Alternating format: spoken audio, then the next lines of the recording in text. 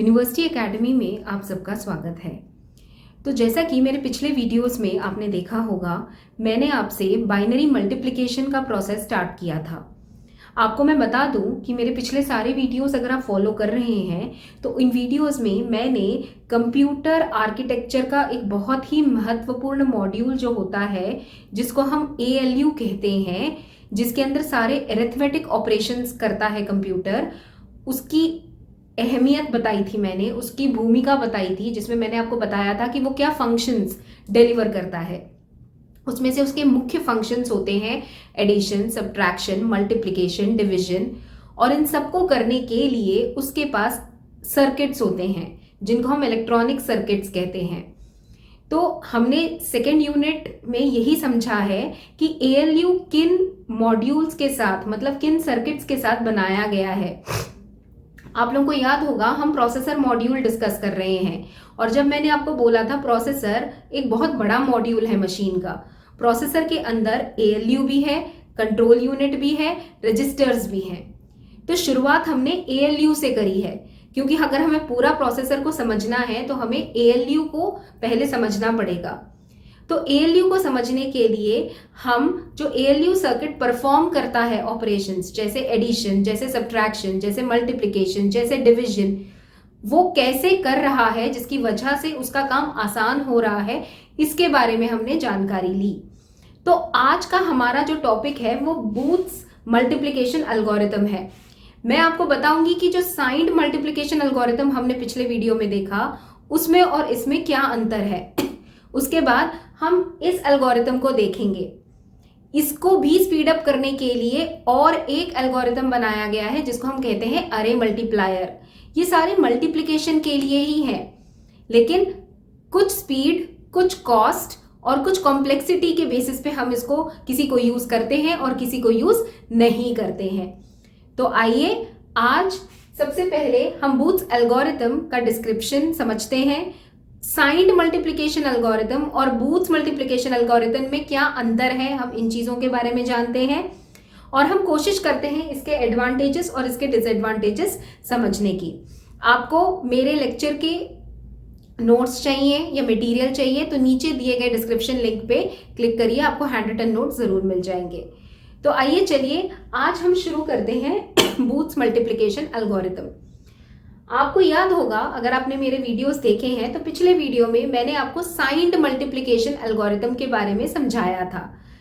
यहां पर साइंड का मतलब क्या होता है, मैंने आपको पिछले वीडियो में भी ये बोला था कि जब मैं एक नंबर की बात करती हूं, जैसे मैं नंबर मैंने लिखा यहां पर 3, जब मैं इसको मैथ्स में देखती हूं तो ये नंबर पॉजिटिव भी हो सकता है, ये नंबर नेगेटिव भी हो सकता है।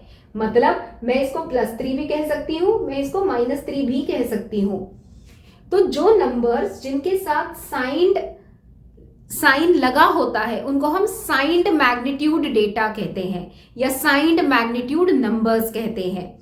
जिनके साथ साइन एसोसिएटेड नहीं होता उनको हम अनसाइंड नंबर्स कहते हैं।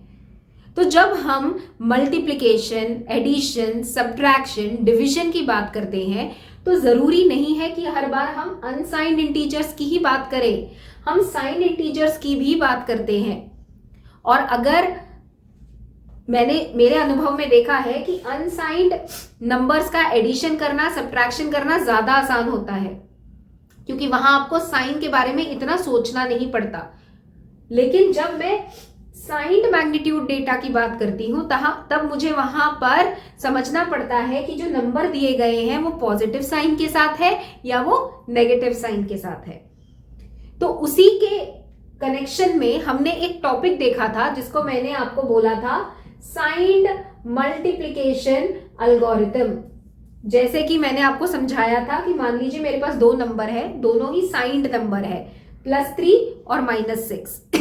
इसका रिजल्ट होता है 6 3 18, plus into minus is minus, तो इसका आंसर आना चाहिए -18।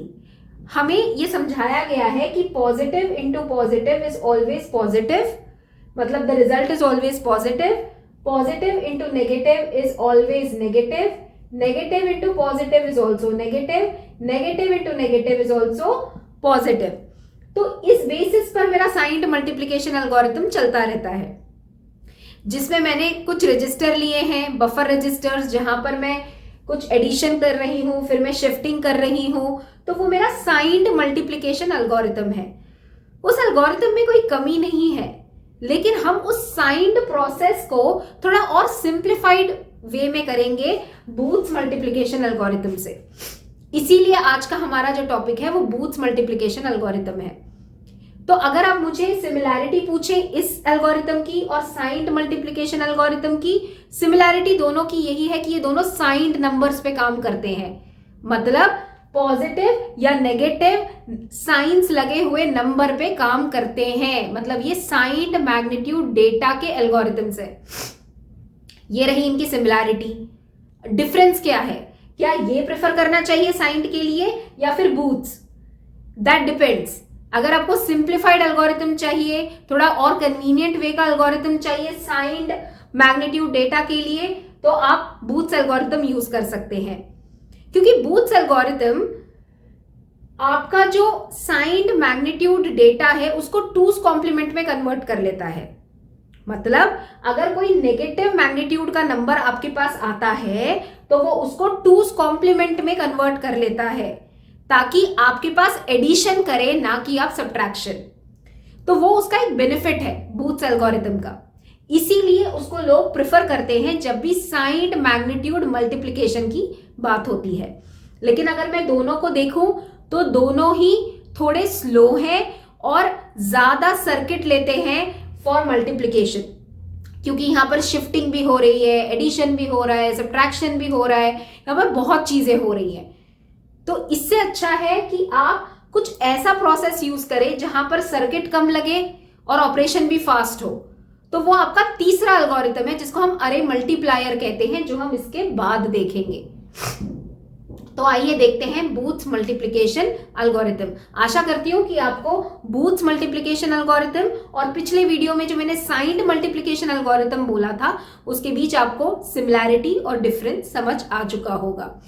ये भी साइंड डेटा पर ही काम करता है, ये भी साइंड मैग्नीट्यूड डेटा पर ही काम करता है। फर्क सिर्फ इतना है कि अगर +3 इंटू -5 जैसा कुछ आता है बूथ्स एल्गोरिथम के पास, तो वो ये -5 को, जो नेगेटिव आपका साइन है, उसको वो कन्वर्ट करता है इन टूस कॉम्प्लीमेंट फॉर्म और उसके बाद इसके साथ मल्टीप्लाई करता है। जबकि साइंड मैग्नीट्यूड डेटा ऐसा नहीं करता। Signed magnitude data normally multiply कर लेता है और plus into plus, plus into minus, plus into plus, minus into minus वाले कॉन्सेप्ट पे चल के वो रिजल्ट का साइन देता है। वो फर्क है बूथ्स में और साइंड में। तो आइए देखते हैं बूथ्स एल्गोरिथम। सबसे पहले फ्लो चार्ट देख लेंगे और उसके बाद एक एग्जांपल से उस फ्लो चार्ट को हम ट्रेस भी करेंगे। तो देखिए, फ्लो चार्ट में बहुत आसानी से ये चीज समझी जा सकती है कि ये पूरा flow chart as it is एक सर्किट फॉलो करता है और मल्टीप्लिकेशन के प्रोसेस को सिंप्लीफाई करने के लिए ही ये एल्गोरिथम्स बनाए गए हैं। ये एल्गोरिथम है। एल्गोरिथम का मतलब होता है एक स्टेप बाय स्टेप प्रोसीजर है, लेकिन ये प्रोसीजर इंप्लीमेंट होता है एक सर्किट के ऊपर जो मेरा ALU के अंदर है, that is my arithmetic circuit. और ALU कहां पर है? प्रोसेसर के अंदर। तो आइए देखते हैं। तो सबसे पहले अगर आप मेरा एग्जाम्पल देखें तो मैंने यहां पर एग्जाम्पल में लिया है 7 इंटू 3। क्या ये दोनों साइंड मैग्नीट्यूड डेटा है? बिल्कुल। कौन सा साइन है यहां पर? पॉजिटिव साइन है। +7 इंटू +3, आंसर इज +21। तो आइए देखते हैं बूथ्स एल्गोरिथम इस प्रोसेस को कैसे कर रहा है। मैंने आपको पिछले वीडियो में भी बताया था कि जो मल्टीप्लाई होता है उसको हम मल्टीप्लिकेंड कहते हैं, जो मल्टीप्लाई कर रहा है उसको हम मल्टीप्लायर कहते हैं। तो यहां पर मल्टीप्लिकेंड स्टोर हो रहा है M रजिस्टर में और मल्टीप्लायर स्टोर हो रहा है Q रजिस्टर में। मतलब +7 को हमने स्टोर करा M में और +3 को हमने स्टोर करा Q में। तो अगर आप ध्यान से देखें तो ये 7 और 3 तो आपके डेसिमल नंबर्स है, लेकिन कंप्यूटर डेसिमल समझता नहीं है। कंप्यूटर क्या समझता है? ALU क्या समझता है? ALU के अंदर के सर्किट्स क्या समझते हैं? बाइनरी।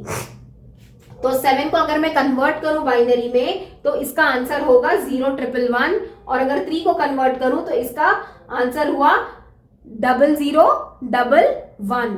तो क्योंकि ये पॉजिटिव साइन के साथ है इसीलिए कहीं पर भी साइन में कोई डिफरेंस आपको दिख नहीं रहा है, बिकॉज इट इज पॉजिटिव। तो आइए अब प्रोसेस को समझते हैं। m में मेरा मल्टीप्लिकेंड है, q में मेरा मल्टीप्लायर है। मुझे हमेशा मल्टीप्लिकेशन ऑपरेशन में मल्टीप्लायर को देखना होता है ताकि मुझे पता चले कि मुझे कितनी बार ये मल्टीप्लिकेशन प्रोसेस करना है। तो अगर आप ध्यान से देखें तो Q के अंदर 4 बिट है, तो मेरा मल्टीप्लिकेशन कितनी बार चलेगा? 4 बार। पहली बार चलेगा 1 के लिए, फिर 1 के लिए, फिर 0 के लिए और फिर 0 के लिए। तो ये हो गया मेरा Q0, ये हो गया मेरा Q1, ये हो गया मेरा Q2 और ये हो गया मेरा Q3। तो ये हो गया। अब देखते हैं। अब देखो फ्लो चार्ट स्टार्ट हो चुका है। मैंने यहां पर एक बफर रजिस्टर लिया। बफर रजिस्टर आपको क्यों लेना है? क्योंकि हमेशा याद रखिए जब भी मैं कोई चीज मल्टीप्लाई करती हूं बीच में पार्शियल प्रोडक्ट्स आते हैं। मतलब अगर मैं 0,111 को 0011 से मल्टीप्लाई कर रही हूं तो जब भी मैं इन मल्टीप्लायर के बिट्स को मल्टीप्लिकेंट के साथ मल्टीप्लाई कर रही हूं तो मेरे पास पार्शियल प्रोडक्ट आ रहा है। तो वो पार्शियल प्रोडक्ट को स्टोर करने के लिए मैं एक बफर रजिस्टर ले रही हूं जिसको मैं इनिशियली 0 असाइन करूंगी। Q-1 साइन बिट है। साइन बिट इस केस में 0 है। क्यों? क्योंकि दोनों ही मल्टीप्लिकेंट और मल्टीप्लायर पॉजिटिव है और Q-1 जनरली मल्टीप्लायर का साइन बिट दिखाता है। मल्टीप्लायर का साइन बिट यहां पर पॉजिटिव है तो इसका मतलब Q-1 इज इनिशियलाइज टू 0। इसके बाद n is number of bits. कितने बिट्स है मेरे मल्टीप्लायर के पास? 4। सो n की वैल्यू क्या हो जाएगी? 4। मतलब ये फ्लो चार्ट कब तक चलेगा? 4 बार चलेगा। 4 3 2 1 0। 0 के बाद आपको रिजल्ट मिल जाएगा मल्टीप्लिकेशन का। m में जैसे मैंने बोला मल्टीप्लिकेंड है, मतलब m में ये सेव हो गया है और q के अंदर ये सेव हो गया है मल्टीप्लायर। तो अब डिसीजन बॉक्स सबसे इंपॉर्टेंट है बूथ्स एल्गोरिथम में। मैं यहां पर कंपेयर करूंगी किसको?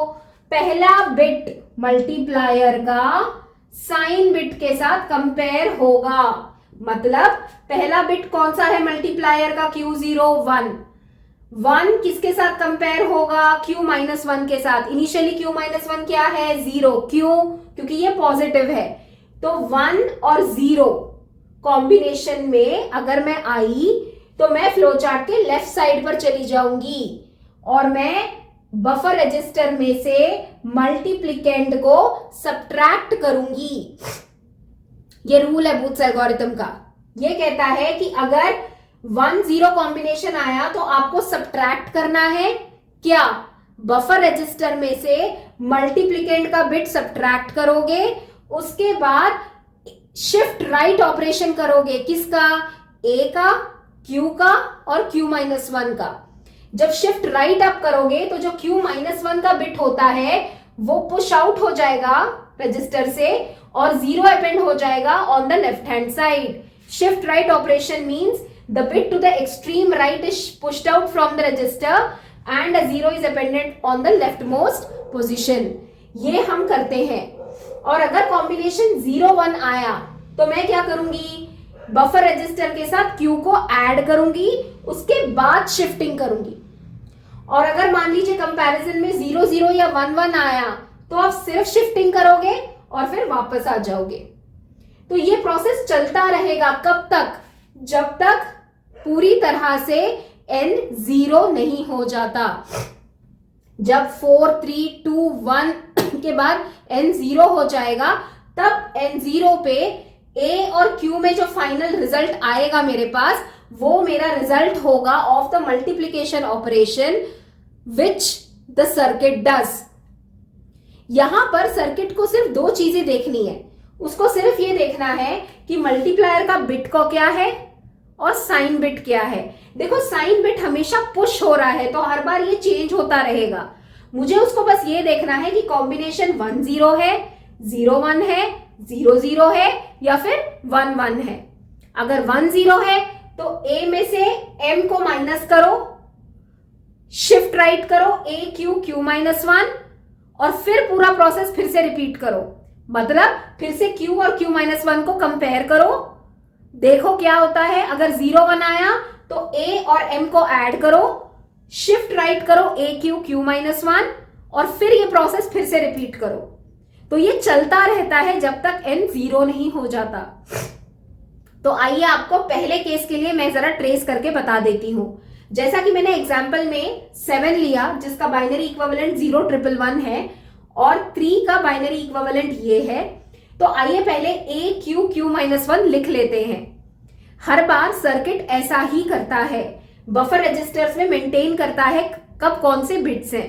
बिट्स की शफलिंग करना ही है मल्टीप्लिकेशन, पर कितनी आसानी से वो कर लेता है is what booths algorithm tells us. तो देखिए, पहले इनिशियली मैंने 4 जीरोस लिए बफर रजिस्टर में, क्यों? क्योंकि मेरे पास 4 बिट है और a is initially assign to 0 और q क्या है मेरा? q is my multiplier. तो मल्टीप्लायर के पूरे बिट्स लिख लिए 0 0 1 1 एज इट इज, और q -1 इनिशियली 0 पे है, इसीलिए भी क्योंकि मल्टीप्लायर का साइन पॉजिटिव है इसीलिए q -1 भी 0 है। 0 का मतलब पॉजिटिव होता है, 1 का मतलब नेगेटिव होता है। तो आइए मैं फ्लो चार्ट की अब इस हिस्से पे आ गई। अब क्या बोल रही हूं मैं? Q0 ये है the last most bit extreme right, किस Q0। इसको और इसको अगर मैं कंपेयर करूंगी 1 0 को, तो फ्लो चार्ट ये कहता है कि a में से m को सब्ट्रैक्ट करना है। तो a में से m को सब्ट्रैक्ट करने का मतलब है a is 4 times 0, m is 0 1 1 1।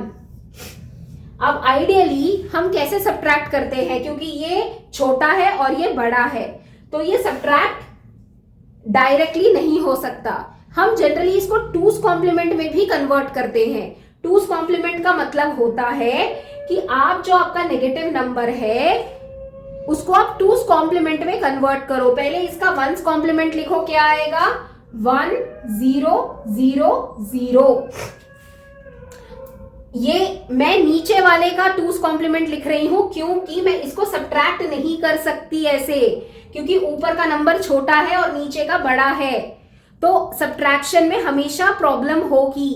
That is the reason Booth tells me that take the number, convert it into its 2's complement form. 2's complement form मतलब ये नंबर का 2's complement निकालने से पहले नंबर का 1's complement निकालना पड़ता है।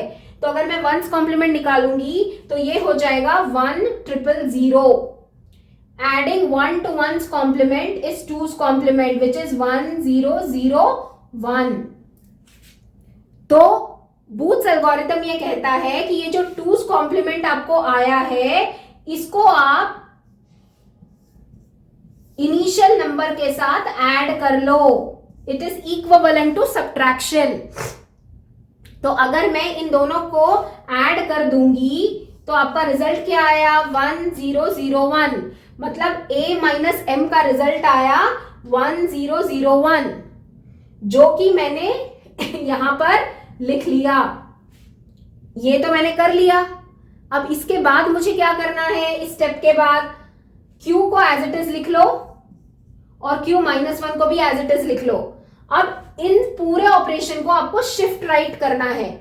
अगर मैं शिफ्ट राइट करूंगी तो ये पुश आउट हो जाएगा, तो ऑब्वियसली ये 0 हो जाएगा। यहां पर 0 अपेंड हो जाएगा। 1 0 0 1 0 0 1 1। मतलब एक एक बिट पुश होता हुआ ये बिट इधर चला गया और इधर 0 अपेंड होता चला गया। This is after the operation of n is equal to 4।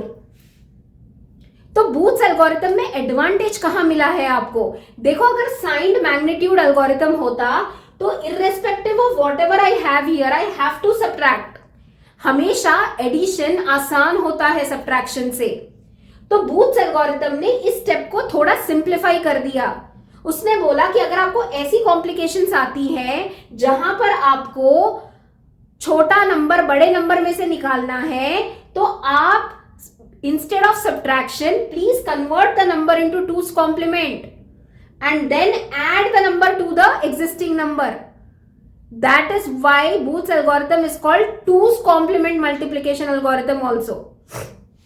इसका बहुत एडवांटेज आप देखोगे जब भी आपके पास नेगेटिव नंबर्स आएंगे।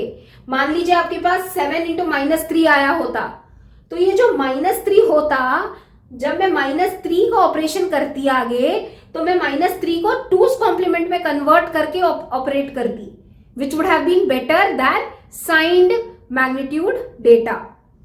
तो इसीलिए जैसे कि आपने देखा, अब मेरे पास a, q और q-1 आ चुका है। अब n = 3 इटरेशन चलेगा। इसमें फिर से मैं क्या देखूंगी, मैं देखूंगी q और q-1। अगर मैं इन दोनों को देख रही हूं, q0 और q-1 को, तो ये 1 1 है। 1 1 पे फ्लो चार्ट ये कहता है कि मुझे सिर्फ शिफ्ट राइट ऑपरेशन करना है। किसका शिफ्ट राइट ऑपरेशन करना है? a, q और q-1 का।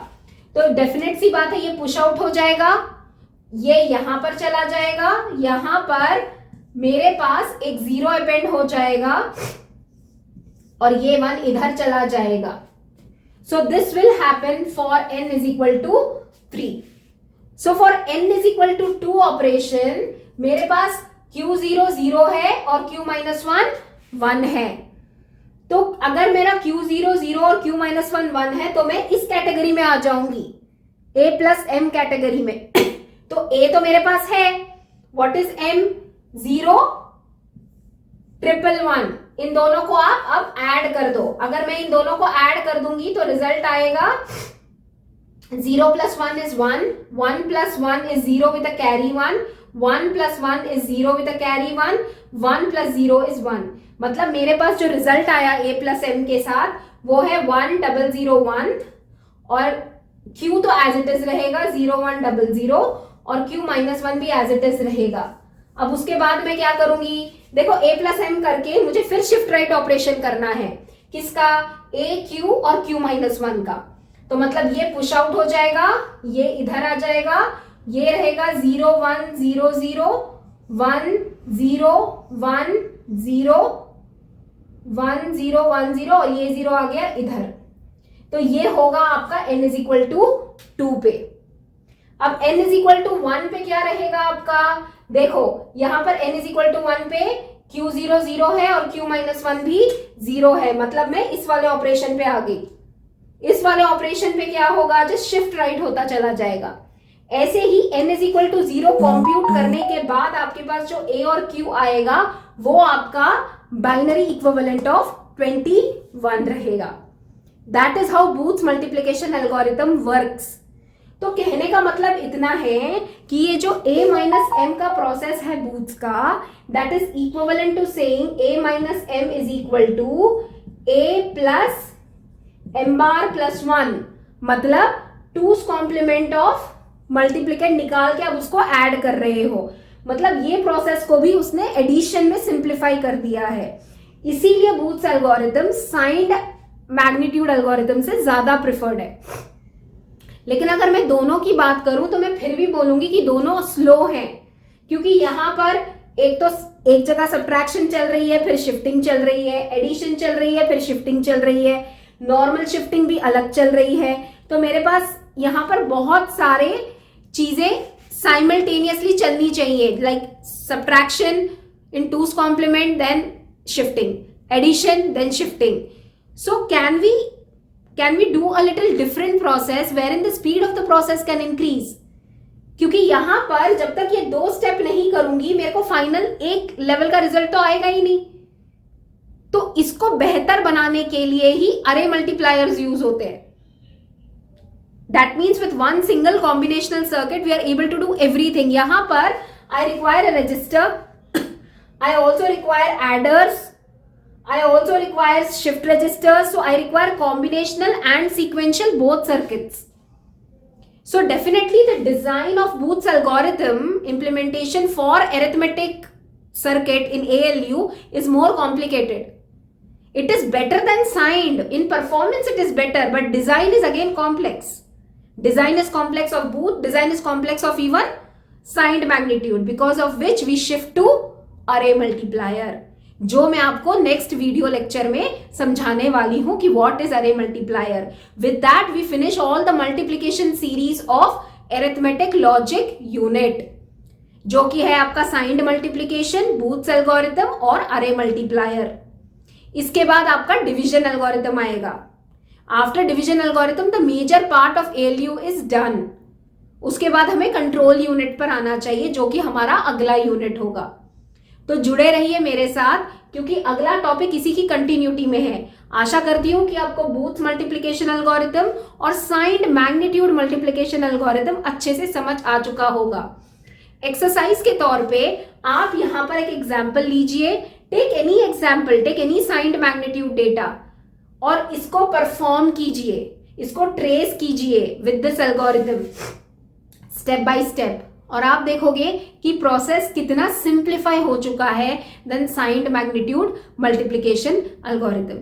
तो इसका डिसएडवांटेज मैंने आपको बता दिया, इसका डिजाइन कॉम्प्लेक्स है क्योंकि इसमें कॉम्बिनेशनल सर्किट्स भी आ रहे हैं, इसमें सीक्वेंशियल सर्किट्स भी आ रहे हैं, बहुत चीजें साइमल्टेनियसली चल रही है, shifting and addition and subtraction in terms of addition again. तो इसको सिंप्लीफाई करने के लिए ही अरे मल्टीप्लायर यूज किया जा रहा है। तो वो मैं अगले वीडियो लेक्चर में आपको समझाऊंगी। अगर आपको मेरा वीडियो अच्छा लगे तो लाइक, शेयर और सब्सक्राइब जरूर कीजिए। धन्यवाद। अगले वीडियो लेक्चर में फिर मिलेंगे। Thank you.